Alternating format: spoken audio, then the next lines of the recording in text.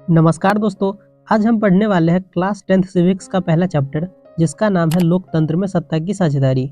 इस चैप्टर में हम पढ़ेंगे कि लोकतंत्र क्या होता है और लोकतंत्र में सत्ता की साझेदारी क्यों जरूरी है, और अगर लोकतंत्र में सत्ता की साझेदारी नहीं हुई तो क्या होगा। तो सबसे पहले हम समझते हैं कि लोकतंत्र क्या होता है। तो लोकतंत्र ऐसी शासन व्यवस्था है जिसमें लोगों के लिए एवं लोगों के द्वारा ही शासन चलाया जाता है। लेकिन देखो यार, लोकतंत्र का सबसे अच्छा परिभाषा अब्राहम लिंकन ने दिया है। अब्राहम लिंकन के अनुसार लोकतंत्र का जो परिभाषा है वो है जनता के लिए जनता के द्वारा चुने गए शासन को ही लोकतंत्र कहते हैं। तो अब हम समझते हैं सत्ता की साझेदारी को। तो किसी देश की शासन व्यवस्था में अधिक से अधिक लोगों को शामिल करना ही सत्ता की साझेदारी कहलाता है। और जिस देश में लोगों को सत्ता में साझेदारी दी जाती है वहाँ लोकतंत्र सफल रहता है। लेकिन जिस देश में लोगों को सत्ता में साझेदारी नहीं दी जाती है वहाँ लोकतंत्र असफल रहता है। और इसको अच्छे से समझने के लिए हमें दो देशों की कहानियों को पढ़ना पड़ेगा, बेल्जियम और श्रीलंका। तो सबसे पहले हम समझते हैं बेल्जियम की कहानी को। तो ये है बेल्जियम। बेल्जियम एक यूरोप का छोटा सा देश है और इसके जो बॉर्डर है वो फ्रांस, नीदरलैंड, जर्मनी और लग्जमबर्ग से जुड़ा हुआ है। अगर हम बात करें बेल्जियम के क्षेत्रफल की तो ये उतना ही छोटा है जितना कि इंडिया का हरियाणा राज्य है। और अगर हम जनसंख्या की बात करें तो बेल्जियम में लगभग 1 करोड़ लोग रहते हैं, यानी कि हरियाणा की जनसंख्या से लगभग आधा। अब आप इस मैप को देखो, ये जो ऊपर का हिस्सा है वो है फ्लेमिश इलाका। इसमें 59% लोग रहते हैं जो कि डच भाषा बोलते थे। और ये जो नीचे का हिस्सा है वो है बेलोनिया इलाका, जिसमें 40% लोग रहते हैं जो कि फ्रेंच भाषा बोलते थे। और जो बचे हुए 1% लोग थे वो जर्मन भाषा बोलते थे। अब आप ये जो छोटा सा एरिया देख रहे हो ये है ब्रुसेल्स, जो कि बेल्जियम की राजधानी है। यहाँ की स्थिति अलग थी। इसमें जो 80% लोग थे वो फ्रेंच भाषा बोलते थे और जो 20% लोग थे वो डच भाषा बोलते थे। तो यहाँ से हमें ये बात पता चलती है कि बेल्जियम में डच भाषी लोग ज़्यादा थे, लेकिन ब्रुसेल्स में फ्रेंच भाषी लोग ज़्यादा थे, मतलब कि उल्टा था। अब हुआ ये कि दोनों समुदाय के बीच में द्वंद्ववाद यानी कि टकराव होने लगा। अब टकराव क्यों बढ़ने लगा, इसके पीछे 2 कारण थे। पहला कि जो फ्रेंच भाषी लोग थे वो ज़्यादा अमीर और पावरफुल थे डच भाषी लोग से, जिस वजह से फ्रेंच भाषी लोग डच भाषी लोगों पर दबाव बना रही थी। दूसरा कि जो डच भाषी लोग थे उसको आर्थिक विकास और शिक्षा का लाभ बहुत लेट मिलता था। अब आप खुद ही सोचो कि अगर एक समुदाय को ज़्यादा लाभ मिलेगा और दूसरे समुदाय को कम लाभ मिलेगा तो क्या होगा। आपस में तो तनाव और भी ज़्यादा बढ़ेगा। और ऐसा हुआ भी। 1950 से लेकर 1960 तक बेल्जियम के दोनों समुदाय के लोगों के बीच तनाव बहुत ज़्यादा बढ़ने लगा।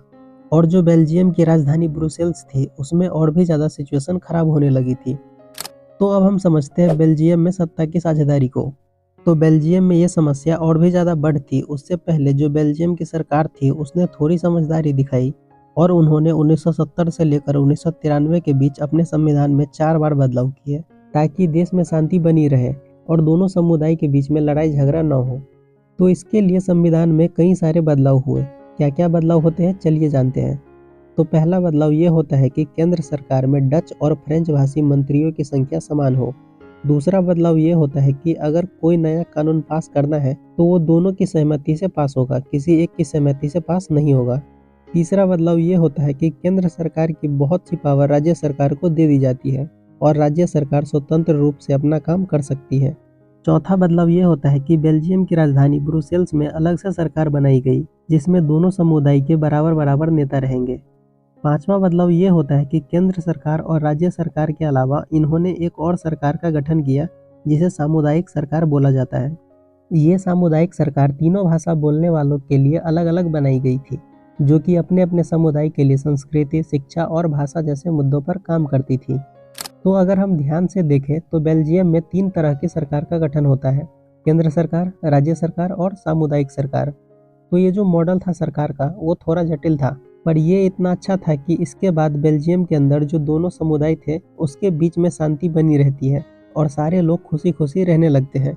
इतने अच्छे सिस्टम को देखकर बेल्जियम की राजधानी ब्रुसेल्स को यूरोपियन संघ का मुख्यालय बनाने के लिए चुना जाता है। तो ये थी बेल्जियम की कहानी जिसकी एक अच्छी खासी हैप्पी एंडिंग होती है। इसी से संबंधित एक दूसरी कहानी है जो कि है श्रीलंका की। तो ये है श्रीलंका। ये एशिया का एक द्वीपीय देश है जो कि चारों तरफ से पानी से घिरा हुआ है। ये तमिलनाडु के तट से कुछ किलोमीटर दूर है। अगर हम इसके जनसंख्या की बात करें तो इसमें लगभग 2 करोड़ लोग रहते हैं, यानी कि लगभग हरियाणा के जनसंख्या के बराबर। श्रीलंका की राजधानी है कोलंबो और श्रीलंका को अंग्रेजों से आज़ादी 1948 ईस्वी में मिली थी। अब हम देखते हैं कि श्रीलंका में किस किस तरह के लोग रहते हैं। तो 74% जो लोग हैं वो सिंहली भाषा बोलते हैं और ये बौद्ध धर्म से आते हैं। 18% जो लोग हैं वो तमिल भाषा बोलते हैं और इसमें हिंदू भी आते हैं और मुसलमान भी आते हैं। तमिल भाषी लोग भी दो तरह के हैं, श्रीलंकाई तमिल मतलब कि वो तमिल जो पहले से ही श्रीलंका के निवासी है और ये 13% लोग हैं। दूसरा भारतीय तमिल मतलब कि वो तमिल जो भारत के निवासी थे लेकिन वो बंधुआ मजदूर बनकर श्रीलंका आ गए थे और वो श्रीलंका में ही रहने लगे और ये 5% लोग हैं। और 7% जो लोग हैं वो ईसाई धर्म के हैं जो कि सिंहली और तमिल दोनों भाषाएं बोलते हैं। तो अब हम समझते हैं श्रीलंका में बहुसंख्यकवाद को। अब देखो श्रीलंका में हुआ ये कि जो सरकार थी वो बहुमत को यानी कि सिंहलियों को सपोर्ट करने लगी, उनके हिसाब से नियम बनाने लगी, जिससे श्रीलंका में सिंहलियों का दबदबा बढ़ने लगा। सिंहलियों के लिए क्या क्या सरकार ने, तो देखो पहला 1956 ईस्वी में सिंहली भाषा को राष्ट्रभाषा घोषित कर दिया। दूसरा सिंहलियों को सरकारी नौकरी में प्राथमिकता देने लगी, मतलब कि अगर दो लोगों ने सरकारी नौकरी के लिए अप्लाई किया है तो उसमें से जो सिंहली होगा उसको वो नौकरी मिल जाएगी, तमिल वाले को नौकरी नहीं मिलेगी। तीसरा सरकारी स्कूल और कॉलेजों में सिंहलियों को एडमिशन में छूट देने लगी। चौथा जो श्रीलंका की सरकार थी वो धर्म के आधार पर भी भेदभाव करने लगी थी। श्रीलंका के सरकार ने ऐसे कई सारे नियम बना दिए थे जो बौद्ध धर्म को सपोर्ट करते थे और बौद्ध धर्म को बढ़ावा देते थे, बाकी धर्म को इग्नोर किया जा रहा था। तो देख रहे हो भेदभाव होने लगा था। तो इन सब पॉइंट्स को देखने के बाद ये तो पता चल गया कि श्रीलंका में सरकार सिंहलियों को सपोर्ट कर रही थी, उनकी भाषा, संस्कृति, धर्म सबको बढ़ावा दिया जा रहा था। वहीं दूसरी ओर तमिल के साथ भेदभाव हो रहा था, उन्हें इग्नोर किया जा रहा था। तमिल को लगने लगा था कि जो सरकार है और राजनीतिक पार्टियां हैं वो उनकी भाषा, संस्कृति और धर्म की बिल्कुल भी परवाह नहीं कर रही है और उन्हें बराबरी का अधिकार नहीं दे रही है, जिसके वजह से तमिल जनता सरकार से नाराज हो जाती है और ये लोग सरकार और राजनीतिक पार्टियों को अपना दुश्मन मान लेती है और तमिल जनता खुद से ही अपना फैसला लेने लगती है। तमिल जनता ने क्या किया कि उन्होंने अपनी राजनीतिक पार्टी बनाई और मांग करना शुरू कर दिया। उनकी पहली मांग थी कि तमिल भाषा को भी राष्ट्रभाषा घोषित कर दिया जाए। दूसरी मांग थी कि उनके समुदाय के लिए अलग सरकार बनाया जाए। तीसरी मांग थी कि तमिल लोगों को भी सिंहलियों की तरह अवसर मिलना चाहिए। लेकिन जो श्रीलंका की सरकार थी वो तमिल लोगों के मांग को नहीं मानकर उन्हें इग्नोर कर दिया। तो तमिल लोगों ने कहा कि आप हमारी मांग पूरी नहीं कर रहे हो तो कम से कम हमारे लिए एक अलग देश ही बना दो जिससे हम वहाँ खुशी खुशी रह सकें। लेकिन श्रीलंका की सरकार ने इसके लिए भी मना कर दिया। इस बात से जो तमिल जनता थी उसको बहुत ज़्यादा गुस्सा आ गया, जिस वजह से ये दोनों समुदाय आपस में लड़ने लगती है और श्रीलंका में शुरू हो जाता है गृह युद्ध, जिस वजह से कई हजार लोग मर जाते हैं और कई सारे लोगों को देश छोड़कर जाना पड़ता है। इस गृह युद्ध की वजह से श्रीलंका में काफ़ी ज़्यादा सामाजिक, सांस्कृतिक और आर्थिक नुकसान होता है। तो ये थी श्रीलंका की कहानी जिसकी बहुत ही बेकार एंडिंग होती है। तो देखो यार, अभी तक हमने दो कहानी सुनी, एक थी बेल्जियम की कहानी और दूसरी थी श्रीलंका की कहानी। दोनों ही देशों की कहानी लगभग बराबर थी, लेकिन ऐसा क्या हुआ कि एक देश खुशी खुशी रहने लगा, वहीं दूसरे देश में गृह युद्ध हो गया। तो इसका एक ही जवाब है, सत्ता में साझेदारी।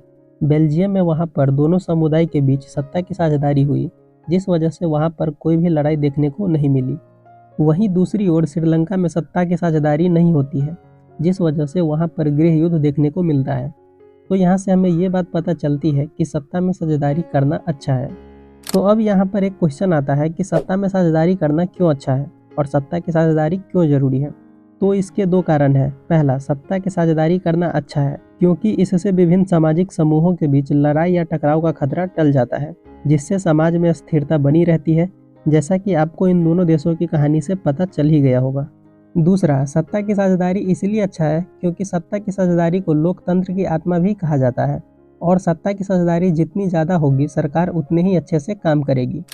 तो इसके आगे का हम अगले वीडियो में पढ़ेंगे।